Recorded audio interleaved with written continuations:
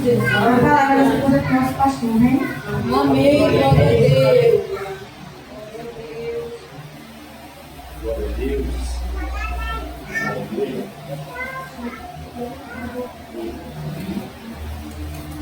Glória. Glória a Deus. Aleluia. Saúde a todos com a gloriosa paz do Senhor Jesus. Amém. Graças a Deus. E Ele tem muita coisa boa agora para janeiro. E Deus, Ele vai proporcionar muita coisa boa para a gente agora em janeiro. Então, vai se preparando aí para o melhor de Deus aí em janeiro. A partir de janeiro.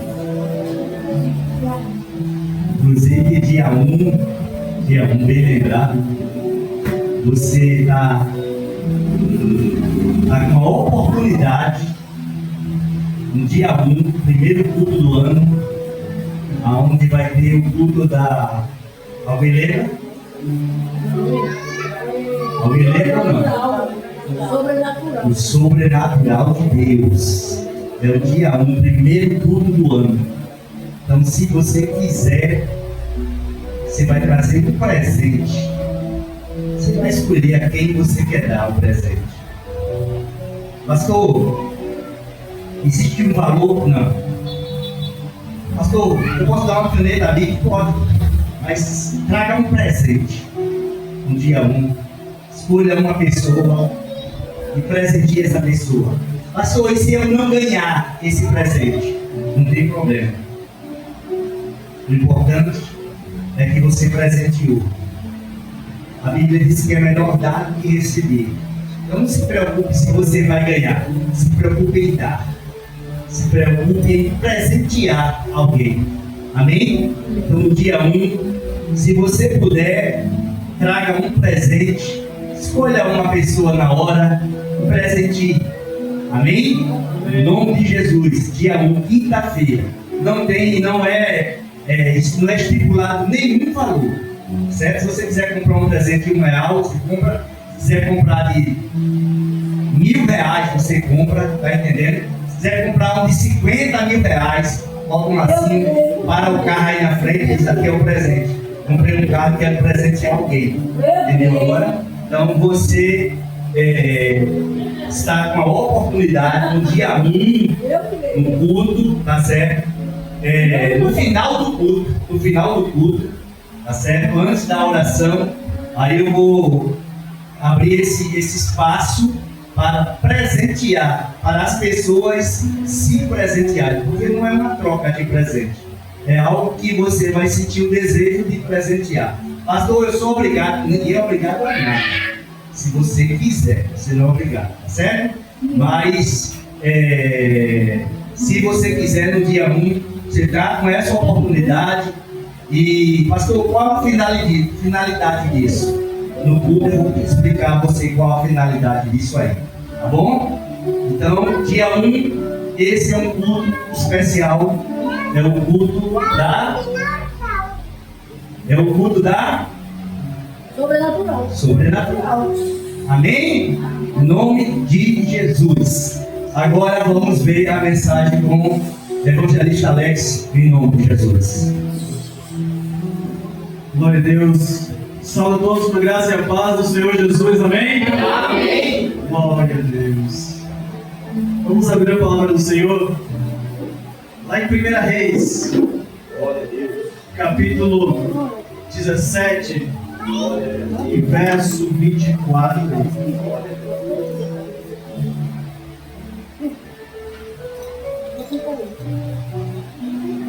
Última Santa Ceia do ano, graças a Deus.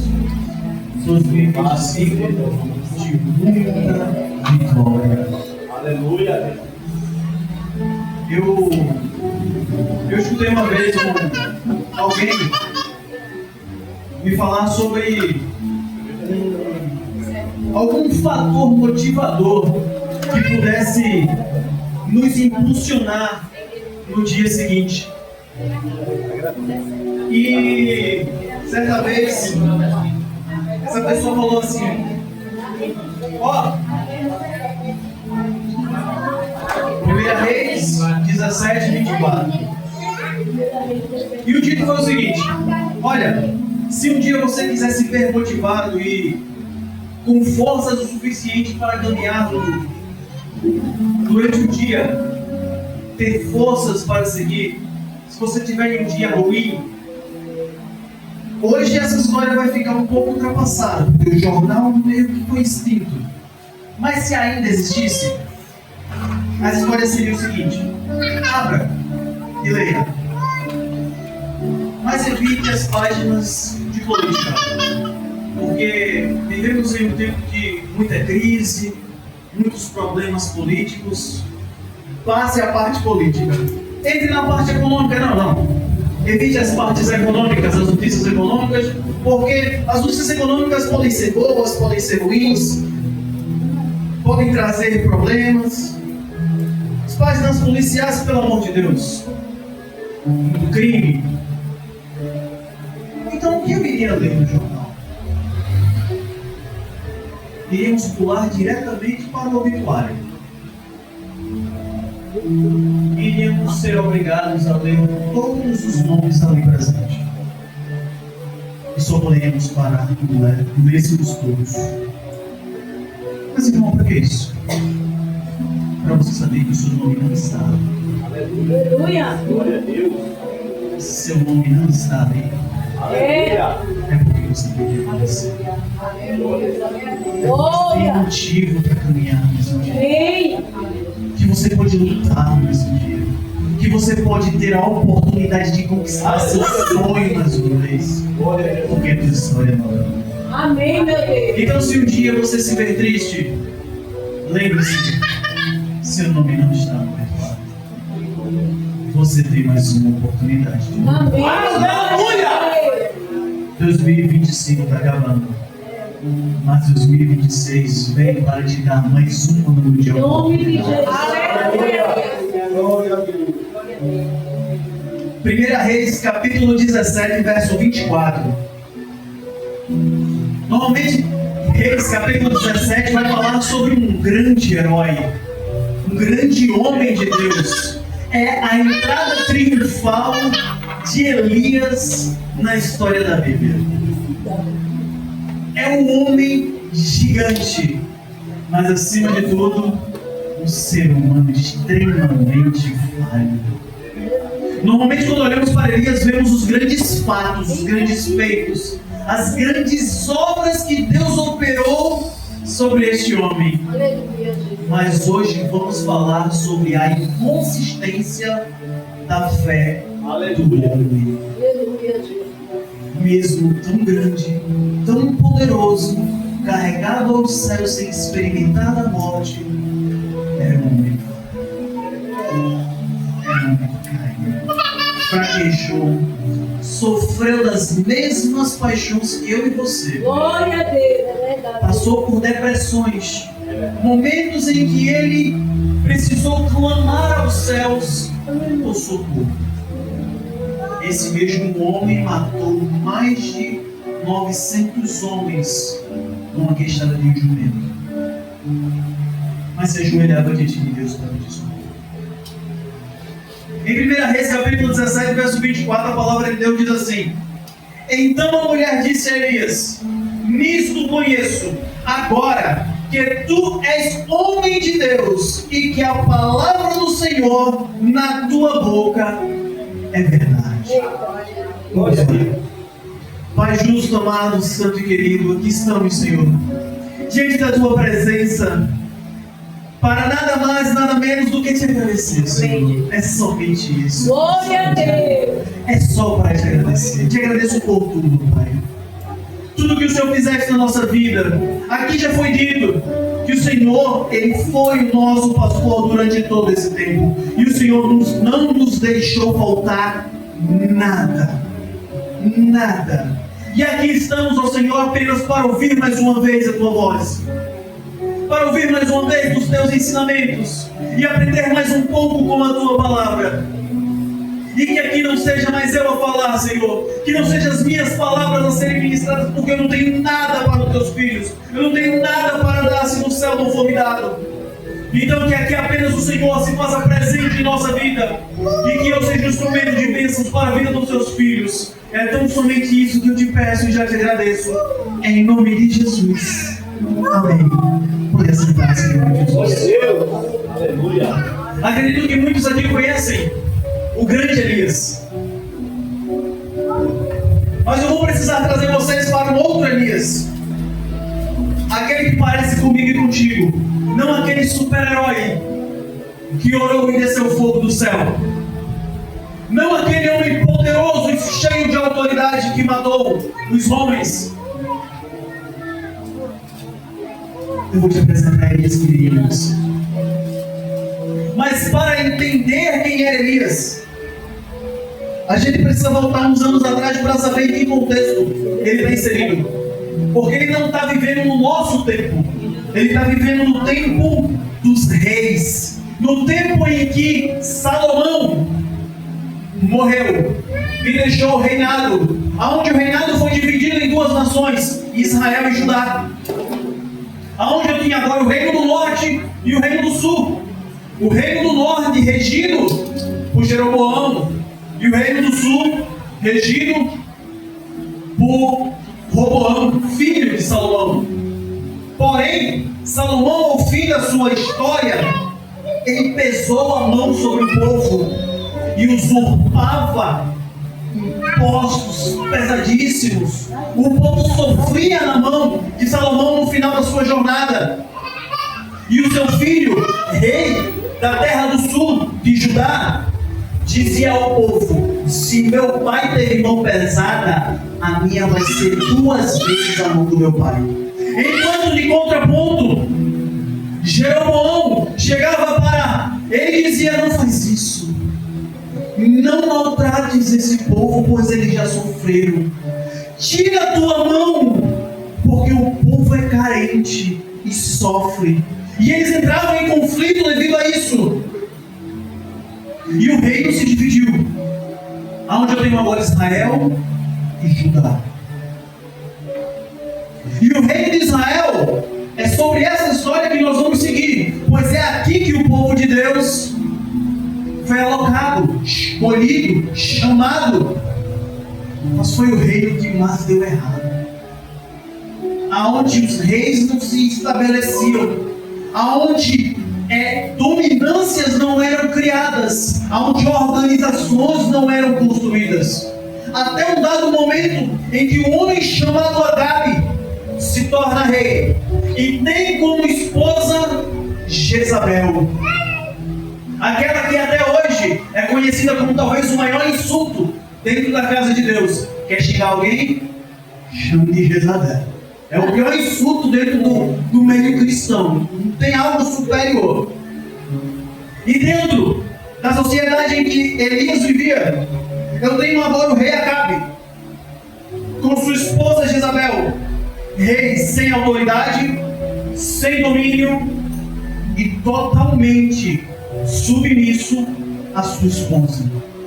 Um reino a qual seria dominado por Jezabel. Neste momento, Elias entra em cena. Elias entra em cena diante do rei e diz uma palavra. Diz: rei Acabe, não haverá chuva sobre Israel até que eu ordene o contrário. E dias se passaram. Um homem que entra em cena enfiando o dedo na cara do rei diz: rei, não vai chover. Para eu entender o impacto disso para o rei, o que significava para ele, eu preciso entender o contexto que este rei está inserido. Qual era o seu Deus? Porque quando Acabe de Israel traz Jezabel, que era uma fenícia, para dentro de Israel, ele traz o culto pagão para dentro do povo de Deus.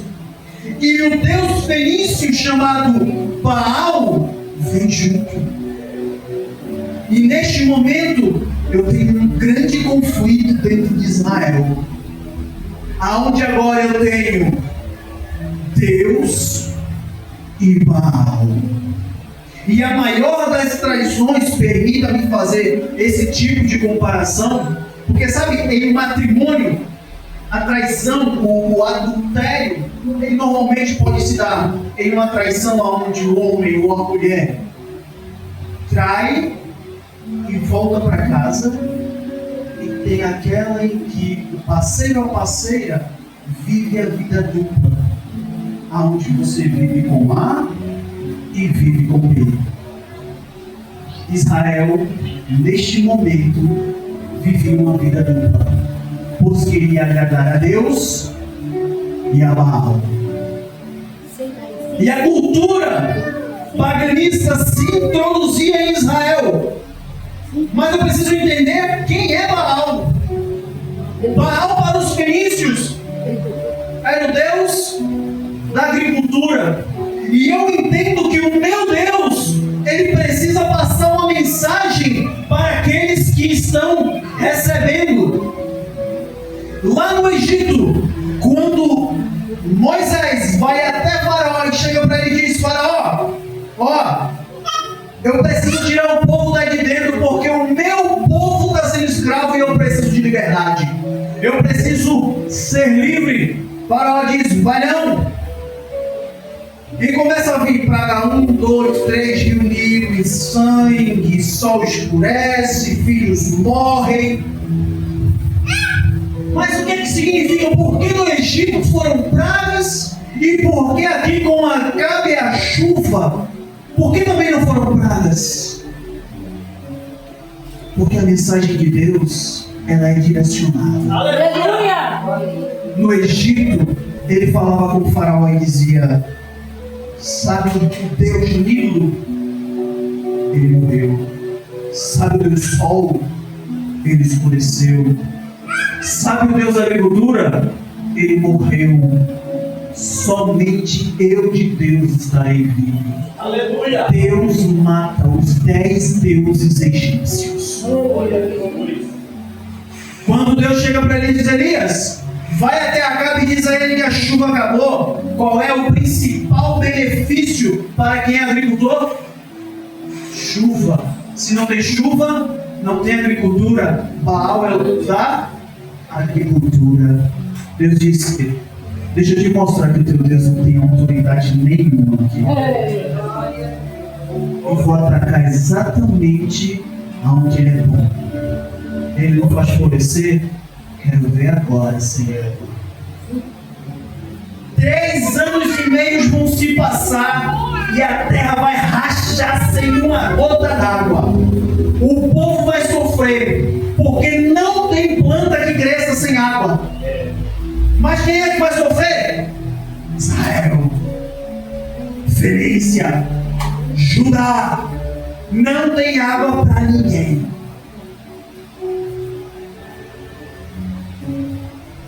E o que é que eu vejo com isso? Eu vejo um homem que acabou de entregar uma profecia para o rei. Deus chega nas costas dele e fala assim: ô Elias, está na hora de sair da frente do rei. Desaparece daqui, porque eu vou querer ter pintado de ouro. Se tu fosse uma estátua de ouro, eles não iam querer nem te desejar. Desaparece. Elias se esconde. Vai para dentro de uma caverna. Dentro da caverna, o Senhor diz: fica aí, porque tu vai se alimentar do Jordão e eu te mando pão e carne. Como é que chega pão e carne? Foi o Senhor que mandou vir um povo. Crê quem quiser. Quem não crê, eu creio. Está lá, ele ia se alimentando de pão e carne dentro de uma caverna. Até onde eu sei, profeta não tem vida boa, não tem vida fácil. Até onde eu sei, João, que replicava a história de Elias, ia para o deserto comer gafanhoto. E o Senhor manda Elias comer pão e carne dentro de uma caverna, se alimentando de um riacho. Para mim isso é luxo. Porque a vida de Elias não tem pão e carne. Ele vive no deserto. E Deus disse: calma, vai descansar um pouquinho. E Elias está ali, mas estava faltando o que na terra? Água. Não tem chuva. O que foi que aconteceu com o rio? Secou. E agora Elias vai beber o quê? Nada. O Senhor disse: Elias, teu período dentro da caverna acabou, está na hora de pular fora. Elias vai-se embora para uma terra chamada de Serapta. E lá Deus disse: ó, vai ter uma pessoa lá que vai te socorrer. Ela é uma viúva, vai te ajudar. Quando ele chega na porta da cidade, ele se encontra com uma senhora que colhia cabelos. E ele disse: senhora, poderia me arrumar uma botija com água? Ela não tinha motivo nenhum para buscar água em uma terra que não chove para um homem que ela não conhece. Motivo nenhum. Imagina eu chegando na tua casa pedindo a única coisa que tu não tem. Porque faz tempo que não chove, vai tirar água de onde? Do poço que secou. Está todo mundo sem água. Eu chego e peço uma botija de água. Mas a mulher não se faz de difícil. Ela diz: sim, Senhor. Quando ela dá as costas e vai se direcionar para buscar a botija, ele faz: olha, já que tu vai buscar água, traz para mim o pão. Eu estou com fome também. Eu estou acostumado a comer pão e carne. Como eu acho que não vai ter carne, traz o pão. Porque a água já vai garantida, eu quero agora o pão. Aí sabe a paciência? Foi embora. Ele a mão no braço. Ô moço, eu sei que tu é um de Deus, mas deixa eu te contar uma história, que a minha história não é boa não. Tu acha que tu está no direito de pedir o que tu quiser. Ok, mas eu não tenho direito de te dar nada. Porque o que eu tenho em casa é para mim e para o meu filho, ó, é esperar o papai do céu me buscar. Por que eu deveria te dar alguma coisa? Só que Elias tinha recebido uma autoridade de Deus.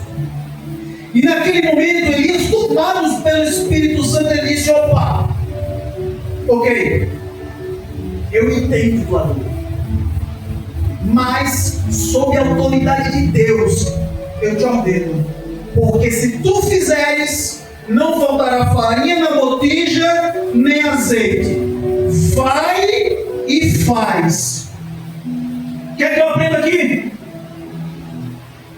Que quando estamos sob a ordenança de Deus, por mais que a situação pareça hedionda, pareça complexa, pareça impossível, Deus faz ser possível. Deus faz mudar a situação, porque Deus não depende da situação, Deus não depende do meu dia, da minha condição, da minha finança, do meu dinheiro, da minha saúde. Deus não depende de mim.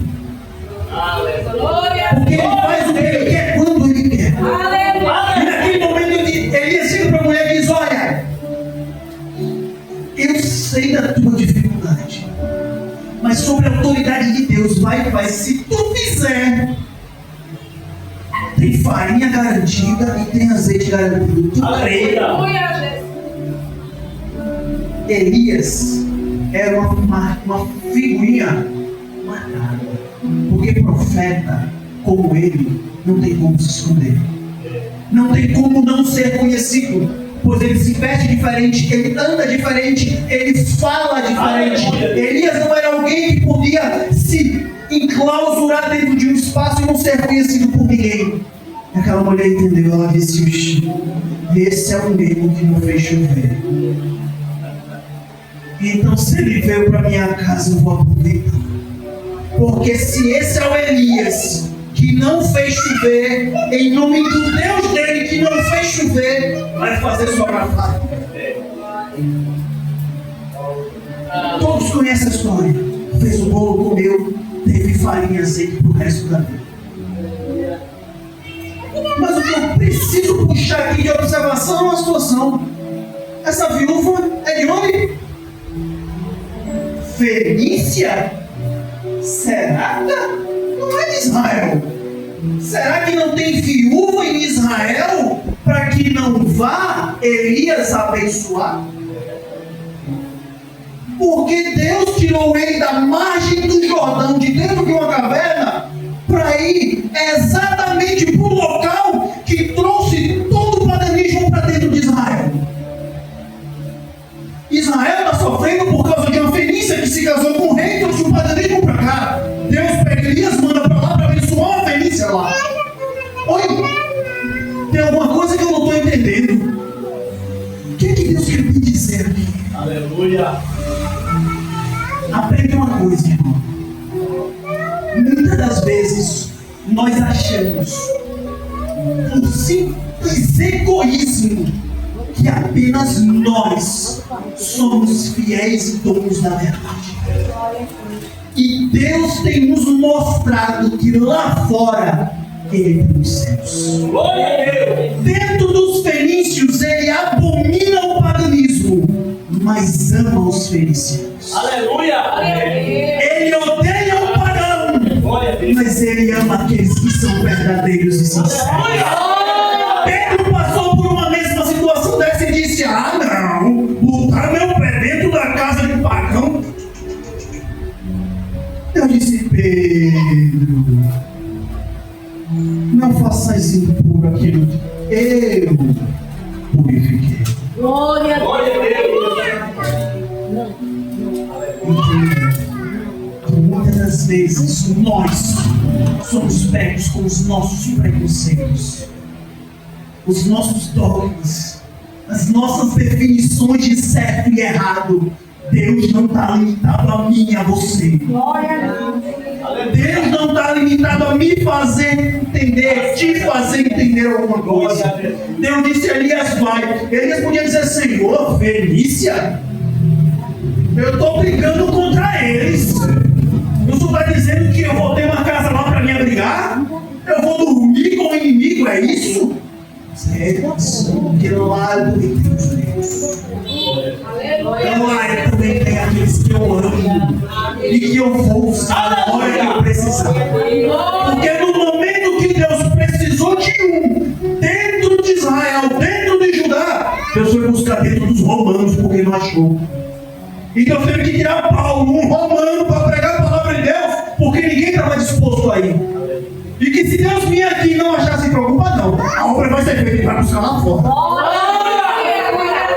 Mas ele vai vir buscar aqui primeiro. Aleluia. Mas se não achar, a obra vai ser feita. Porque as pedras vão clamar. Glória a Deus. Deus está dizendo para ele: Elias, tu acha que só tu é santo, só tu é o dono da verdade. Deixa eu te mostrar uma coisa, eu tenho os meus. Glória a Deus. Aleluia.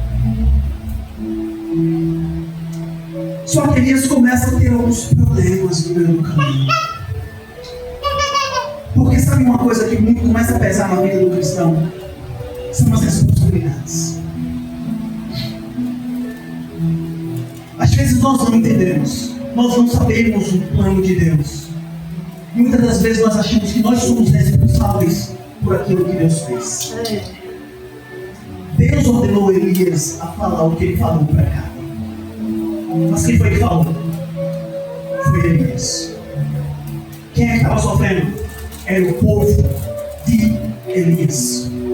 O seu povo estava morrendo de fome. Quem você acha que ele é? Pensava ser culpado. O que você acha que passava na cabeça de Elias quando ele via dia por dia o irmão seu morrer? Porque ele profetizou a verdade. Elias é um homem que ia você. Imagina você ver alguém que por causa da tua profecia está sofrendo, está morrendo. É alguém que você ama, é alguém que você cresceu junto, mas sobre a ordenança de Deus você tinha que ir. E você não pode dizer o contrário até que Deus ordene. E você tem que acompanhar o sofrimento. Junto daquela mulher, ele viu a abundância de Deus, a bondade de Deus para com o povo, para começar a dar um consolo ali, um alento. Mas Deus precisava ensinar algo a Elias. precisava ensinar algo àquela mulher. Porque o pão e o azeite não cura doenças, apenas alimenta a fome. E o filho daquela mulher era doente. A doença se agravou e ele morreu. O que foi que aquela mulher fez? Ela não tinha outra opção. Precisava acusar alguém. A morte dele precisava estar na conta de alguém. E quem era que ia assumir a conta? Quer que tu viesses fazer aqui se não for me atormentar? Homem de Deus. Presta atenção. Não estou aqui para julgar essa mulher. Mas ela estava em uma situação em que ela já iria morrer. Ela e seu filho.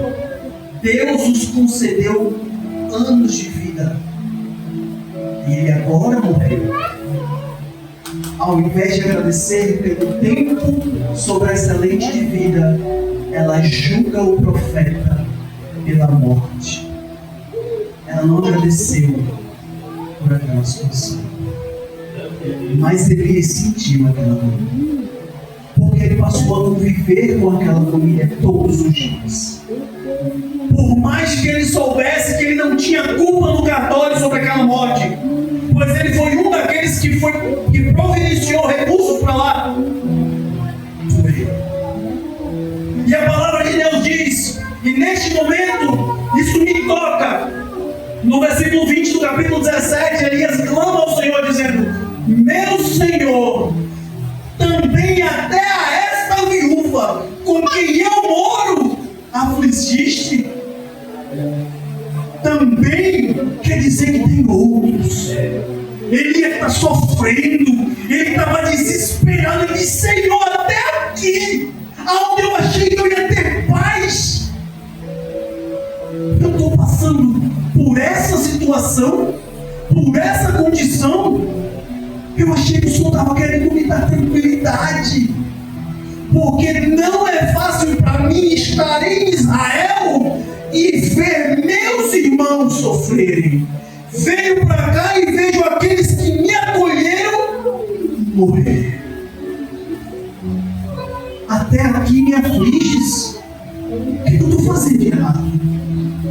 Peraí, o Senhor mandou vir para cá, que alguém ia me ajudar, alguém me ajuda e alguém da família morre? O que foi que eu errei?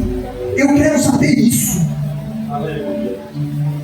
Por 3 vezes Elias ora e a graça de Deus desce sobre aquela casa e esse menino. Aleluia, glória a Deus. Dias atrás, essa mulher, esta viúva, ela tinha presenciado o milagre da multiplicação na sua casa. Porém, é neste momento que ela diz: nisto conheço agora que tu és filho de Deus. Esse servo diz. Mas espera aí, o milagre da multiplicação não foi suficiente. Multiplicar e dar longevidade de vida não foi suficiente. Tinha que ressuscitar um dos mortos para entender que aquele era o homem de Deus. Era isso mesmo? Sabe o que eu entendo? É que muitas das vezes na nossa vida existem sinais de Deus que nós não entendemos, não compreendemos e acabam sendo insuficientes para o nosso alimento. Muitas das vezes nós não entendemos e não vemos a mão de Deus em nossa vida e ficamos querendo ver mais. Porque abrir uma vermelha não é o suficiente, maná do céu não é suficiente, transformar água não é suficiente. Tem que ressuscitar para ver ao poder de Deus na vida. Grande é Deus. E onde é que está o problema? Será que realmente é porque Deus não está fazendo? Ou será que nós não nos vemos satisfeitos por todos os benefícios que Ele tem feito? A às vezes fica um pouco de ingratidão da nossa parte. E a gente fica querendo sempre mais. Mais. Ah não, agora não vira não, eu quero mais. E quando a gente precisa agradecer pela multiplicação, pelo dia, pela festa, pelo culto, pelo irmão, pela doença, pela dor. Porque aquele salmo que foi lido aqui mais de uma vez, eu gosto da tradução original dele. Que ele diz assim: o Senhor é meu pastor e de nada tenho falta. Glória a Deus. Ele não deixa faltar nada. E eu gosto que nesse mesmo ponto, Paulo lá na frente vai lá: Senhor, e agora que eu tenho que me gloriar nas injúrias, nas calúnias, nas perseguições, nas chicoteadas, nas cadeias, nos apedrejamentos, porque neste momento, Senhor, que eu estou fraco, é que eu sou forte. Porque tudo isso é para a glória de Deus. E com essa situação, eu vejo Elias sentindo o peso da responsabilidade daquilo que ele tinha prometido. Eu vejo Deus se utilizando de um fenício para abençoar o Filho de Deus. E eu vejo Elias seguindo sua caminhada. E lá na frente, a gente vai ver no capítulo 18 que Elias vai até Acabe e diz: Acabe, acabou a crise, vai vir água, vai chover. O Senhor disse: ó, acabou. 3 anos e meio se passaram, daqui para frente vai chover. Acabe fez: tá bom, muito obrigado, Elias, fico grato, mas minha esposa não está vindo. Agora a gente precisa saber quem é o Deus que manda aqui, se é o teu ou se é o meu. Porque a mulher está por aqui contigo. E ela tem um trato aí. Queres? Estou aqui, bora. Sacrifício, daqui e dali, cada um ora, vamos ver o que é que dá certo. Fechado. Já? Faça o seu primeiro. Tome oração, tome reza. Nada de queimar. Tá vendo? Cadê teu Deus? E aqui eu vou precisar fazer um parênteses rapidinho. E eu vou precisar que você não faça o que Elias fez. Quando o teu Deus te abençoar, te honrar, te fizer crescer e prosperar, jamais deixe que o teu orgulho suba aos céus. Aleluia. Elias chega para os profetas e diz: grita mais alto, está dormindo, viajou. Isso chama desrespeito. Eu já achei muito engraçado essa palavra, eu já ri muito lendo isso, mas eu pensando nisso, isso é desrespeito. E o Senhor nunca nos ensinou a desrespeitar ninguém. A prova tanta é que Ele mandou lá na viúva, na Fenícia, honrar ela. Em momento algum Ele ia mandar desrespeitar agora. Mas Elias ali se exalta. Ele começa a tirar onda do povo de Baal. Deus responde sua oração. A oração de Elias é respondida. Desce fogo do céu, consome o holocausto e sob a autoridade e o poder de Deus na vida dele, ele desce com todo mundo do monte e mata todos os profetas ao pé do monte. Mas isso tem um preço. Isso tem um preço. Chega no ouvido de quem? De Jezabel. E a promessa é boa. Capítulo 19, verso 1 e 2. Jezabel diz: Acabe fez saber a Jezabel tudo quanto Elias tinha feito, e como totalmente matara todos os profetas à espada. Então Jezabel mandou um mensageiro a Elias, dizendo-lhe: assim me façam, ela dizendo, assim me façam os deuses, se outro tanto, se der certo, amanhã, a estas horas, eu não tiver a vida dele nas minhas mãos. Eu quero morrer como os meus profetas morreram, se a vida desse infeliz não estiver aqui em casa amanhã. Pense num ódio. Ela já não gostava dele das profecias, e agora desonrando Deus e os profetas, acabou. A amizade restante que tinha morreu. Eu quero a cabeça de Elias. Só que eu preciso voltar para Elias lá atrás, do ponto em que ele já não suportava as aflições da seca, as perdas e o sofrimento. Agora ele vai ter que passar por perseguição de morte. E nesse momento eu vejo um homem frágil. Eu vejo um homem que precisou correr, fugir, porque o medo tomou conta da sua vida.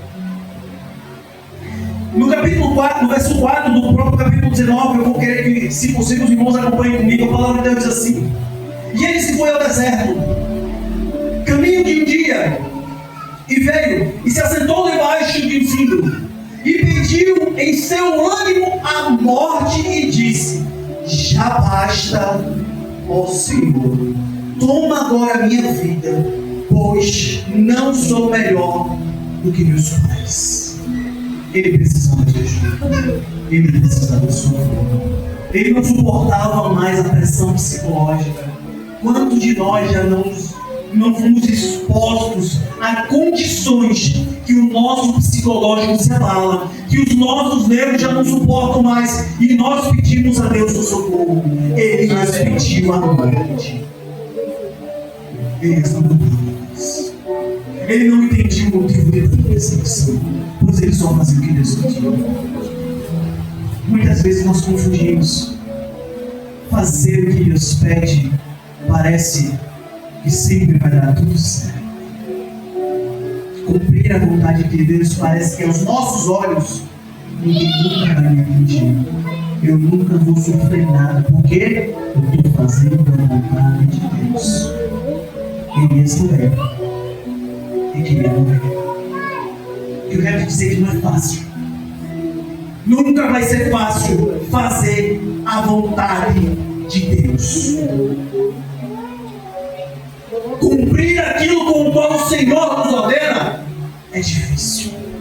Mas a palavra de Deus continua: e deitou-se e dormiu debaixo de um zimbro. E eis que um anjo tocou e disse: levanta e come. E ele olhou, e eis que à cabeceira estava um pão cozido sobre a brasa e uma botija de água. E comeu e bebeu e tornou a deitar-se. O anjo disse: roda! O anjo do Senhor pela segunda vez tocou e disse: levanta e come, porque muito comprido te será o caminho. E eu fiquei curioso para poder saber quanto comprido era, porque o anjo foi enfático: vai ser longo. Isso não é possível. Por longo deve ser, né? Por longe dizer que é longe, deve ser longe. E a palavra de Deus no versículo 8 diz: levantando-se, pois, comeu e bebeu, com a força daquela comida, caminhou 40 dias e 40 noites. Eu fui procurar saber geograficamente de onde ele saiu e aonde ele chegou. E ele saiu de Beceba, Judá, e foi até Horebe, 650 quilômetros de distância. O homem andou, e quando o anjo disser que é longe, meu pastor, pode ser das canelas que é longe. Aleluia! Ele foi em Petrolina andando. É longe. Só Deus na causa, é 40 de 40 da noite. Dá pra mim não, pastor. Ah, não. Esse pontinho energético, viu? E Elias foi assim, mas eu queria entender. Mas peraí. Por que Elias foi para tão longe? E eu queria entender o que é Horebe. Porque lá podia ser em qualquer outro lugar. Ele podia simplesmente voltar para casa. Mas Horebe também é conhecido como Monte Sinai. E eu conheço alguém que já foi lá. Esse homem se chama Moisés. E a história de um Sinai é de que lá o Senhor fala com o homem. E Elias fez, eu quero ouvir a voz do Senhor. E ele se dispôs a caminhar 40 dias e 40 noites para que no final, no topo do monte, ele dissesse: Senhor, pelo amor de Deus, fala comigo. Eu preciso ver. Aleluia, Jesus. Eu vejo um homem desesperado. Eu vejo um homem que precisava de ajuda, que precisava ouvir desesperadamente a voz do seu Deus, porque não existe no mundo uma dor maior do que não ouvir a voz do seu Senhor. O silêncio de Deus é destruidor. Me mato. E eu sei que é com o seu cajado que eu estou sofrendo. Mas não fique em silêncio não. Que o salmista disse: quer bater, bate, porque eu sei que a tua vara e o teu cajado, graças a Deus, ele me ama. É prova de amor. Mas enquanto ele não faz nada, você fica sem saber. Eu vou, eu volto, eu fico, eu não sei, eu perco a direção. E ele diz: eu preciso da minha direção. Eu preciso ouvir a voz do meu Senhor, que ele está calado. E ele, desesperado, caminha 650 quilômetros à distância até chegar a Horebe. E lá em cima ele diz: Senhor, fala comigo. Fala que teu servo precisa te ouvir. E começa a acontecer a mesma coisa que aconteceu com Moisés lá atrás. E ele fala: eu conheço. Eu já conheço essa história. Deus vai falar comigo agora. Olha que vento forte tá vindo. A espera está se mexendo é tudo. Lá vem Deus. E ele espera aí. Oxe, falou não. Mas não foi assim que ele falou com o homem lá atrás com Moisés. Então deve ser do jeito que ele vai falar. E de repente vem um terremoto.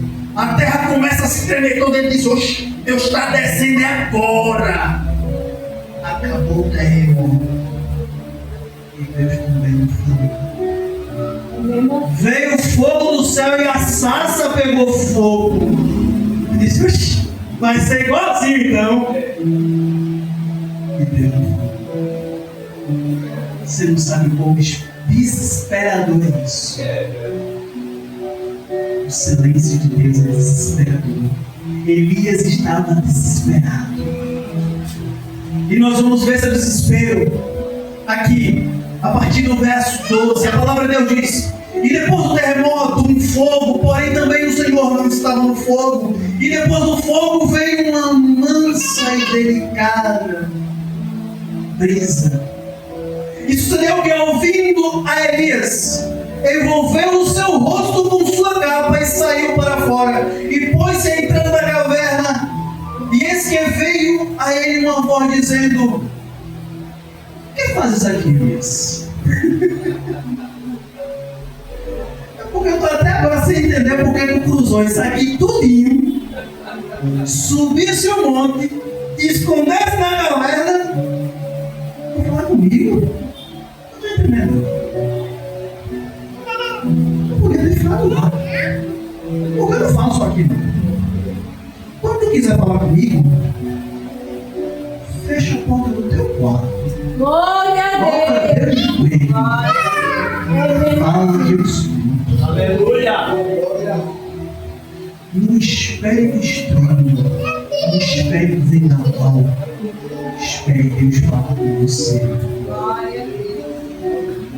Elias queria fazer algo mirabolante, ele desesperado. E disse: Deus, fala comigo. E Deus faz: certo, estás fazendo o quê? Porque eu queria falar contigo, eu falava em qualquer lugar. Eu quero saber porque ele está aqui. Eu quero entender o motivo de você ter vindo para cá. E ele vai se explicar. E ele disse: eu tenho sido em extremo zeloso pelo Senhor, Deus dos exércitos, porque os filhos de Israel deixaram o teu conserto, derrubaram os teus pilares e mataram os teus profetas à espada. E eu fiquei só e buscam a minha vida para me tirarem. Senhor, estou sozinho. Tá vendo não? O senhor não tá vendo não tem mais ninguém comigo. Eu estou sozinho aqui, ó. O povo só apareceu. Não tem um profeta para que eu possa me aconselhar.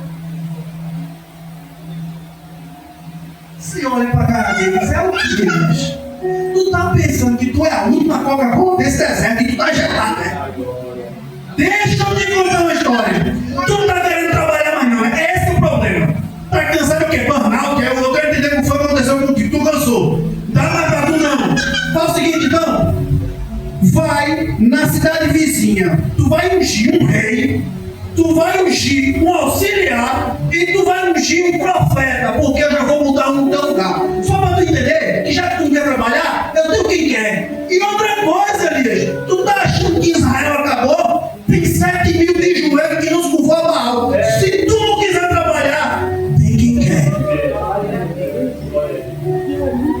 Se tu não quer fazer minha obra, problema é teu. Sabe quem vai perder? Você. Quem perde é eu e você. Porque a obra de Deus vai ser feita. Aleluia! Glória a Jesus. Se eu não quiser, Deus arruma outro. Ele me ama. Mas se eu não quiser, Desse jeito. ele vai me buscar até o último momento. Mas se eu não quiser, tchau, Arnold, vai em paz. Já tem outro. Glória. É mesmo. Elias achava que ele era especial. Oxi! Só tem eu aqui, se eu estou sozinho com a história, Elias. Tu tá achando que eu não tenho um plano de Gênesis e Apocalipse contando contigo? É sério isso? E só dentro de Israel eu tenho 7 mil. Se eu quiser, qualquer um desses está pronto para me servir. E tu tá achando que tu é o especial? Presta atenção, Elias. Eu gosto de você, eu te amo. Mas não fica assim não, pô. A gente conversa tanto. O que eu quero que você entenda é que Deus tem um plano para cumprir na minha e na tua vida. Mas não depende dele. Depende de mim. Depende de você. Se eu não quiser, ele vai problema. Ele é bom. Mas se eu quiser, prepara. Que a serra é grande. Tem poucos ceifeiros. Isso quer dizer que se eu quiser, Deus vai me fazer grande. Deus vai me fazer crescer. O que eu quero que você entenda é que este homem, que lá atrás era grande, chegou um momento na sua vida que ele não estava valendo nada. E o que é que eu aprendo? Que aquilo que foi pregado pelo anjo lá para Éfeso, ele disse: ó, sabe o que eu tenho para ti? Tu perdeu o primeiro amor. E quando se perde o primeiro amor, esfria e acaba. Eu não vou me lugar, mas eu quero que você entenda que o grande motivo disso daqui ser necessário é para que nem eu nem você esqueça o grande motivo Aleluia! dele ter morrido. Glória. Glória a Deus! Deus não quer que eu e você perca o primeiro amor. Sempre que Elias perdia algo, Deus ia lá e buscava e reservava. Eu e você precisamos nos converter todos os dias. Todos os dias precisa ser o nosso primeiro dia. Porque isso daqui, Deus, a ordenança lá em Coríntios é o seguinte: fazer isso até que eu venha. Ele está dizendo, é renovo. É renovo. É renovo. Todo o tempo é renovo. Eu não quero que você esqueça o que eu fiz por você. Porque é isso que vai te garantir lá na frente salvação. É o vínculo, é a aliança, é o casamento. É o casamento com Cristo. A noiva e o noivo estão todos os dias renovando seus votos para aquele grande dia. Nunca esqueça. A tua fé vai cair. Quando cair, lembra-te daquele grande dia. Renova as tuas forças. Busca de Deus conhecimento, sabedoria. Busca de Deus apoio, pois Ele vai te dar. Nos momentos mais difíceis da tua vida, Deus sempre estará contigo. Faz aquilo com o qual Deus te chamou para fazer. Não esconde teus dons. Usa, não coloca enterrado não, porque o dono dele vai cobrar. Ele te deu para cuidar, Israel. Cuida daquilo que Deus te deu. É profecia, profetiza. É louvor, adora. Aleluia! É cuidar, é zelar, é ser mordomo da casa. Cuida. Glória a Deus! Zela. E nunca se esqueça do grande motivo que Deus te trouxe aqui. Foi para adorar Ele. Foi para exaltar o nome dele. Foi para lembrar do grande feito da sua história. Ele morreu na cruz por mim e por você. E é por isso que eu e você estamos aqui hoje. Para nos lembrarmos desse dia. Para agradecermos a Ele pelo que Ele fez. Para adorarmos a Ele por tudo que Ele fez em nossa vida. Pois é por causa disso que somos mais que vencedores em Cristo Jesus. Fica com Deus em nome de Jesus. Aleluia, Jesus! Glória a Deus!